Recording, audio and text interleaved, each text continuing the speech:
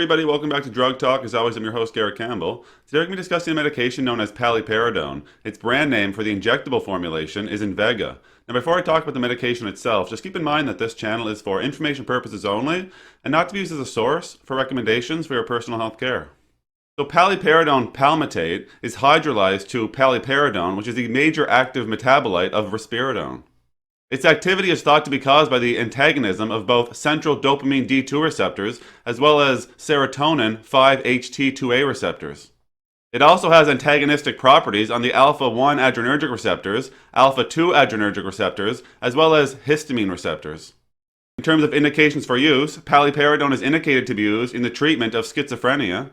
And it can also be used to treat schizoaffective disorder, either as a monotherapy or as an adjunct with mood stabilizers or antidepressants. Now, before somebody was to use paliperidone, there is a contraindication that they must clear, which in this case would just be a hypersensitivity to paliperidone or risperidone or any other component of the product, and there's also some precautions and warnings that they should be made aware of. So in terms of precautions, this medication is on the Beers criteria, which is a list of medication that the elderly population should either avoid or use cautiously. We would want to avoid giving this medication in the elderly population who have behavioral disorders due to the increased risk of cerebrovascular accidents and mortality.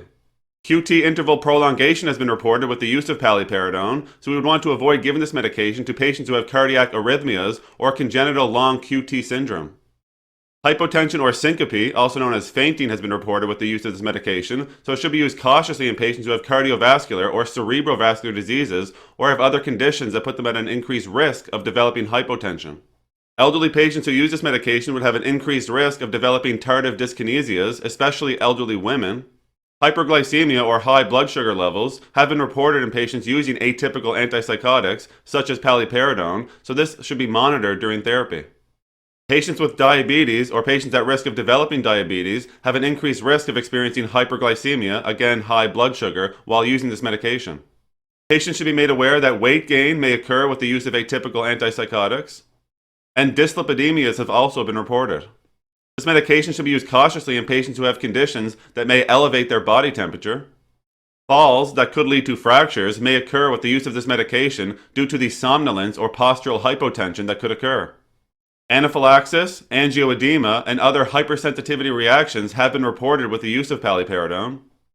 And finally, esophageal dysmotility and aspiration may occur with the use of this medication, so it should be used cautiously in patients who are at risk of aspiration pneumonia. So if somebody is going to use the injectable formulation to treat schizophrenia, first they would want to have established tolerability using oral paliperidone or injectable risperidone before this medication is given. They would typically give 234 milligrams intramuscularly in the deltoid muscle on day 1, and then give 156 milligrams intramuscularly 1 week later. And then 5 weeks after the initial dose was given, they would start to receive 117 milligrams intramuscularly monthly for maintenance therapy. The dose could be adjusted monthly with a range of 39 milligrams to 234 milligrams, still given monthly, based on efficacy and tolerability of the medication. And patients should be made aware that it may take several months to achieve maximum efficacy of this medication. Now, as with all medications, there are some side effects or adverse reactions that patients may experience while using paliperidone, so we'll go over some of those here now. Up to 12% of patients may experience an injection site reaction. 32 to 55% of patients may experience hyperprolactinemia. Weight gain may occur in 5 to 18% of patients. 1 to 6% may experience dizziness, and up to 12% may experience extrapyramidal side effects. Up to 15% of patients may experience a headache, and up to 18% may experience Parkinsonism. 4 to 10% may experience agitation, and some patients may experience somnolence as well. Now, some more rare but serious side effects would be orthostatic hypotension, or a sudden drop in blood pressure when going from a seated to a standing position, prolonged QT interval.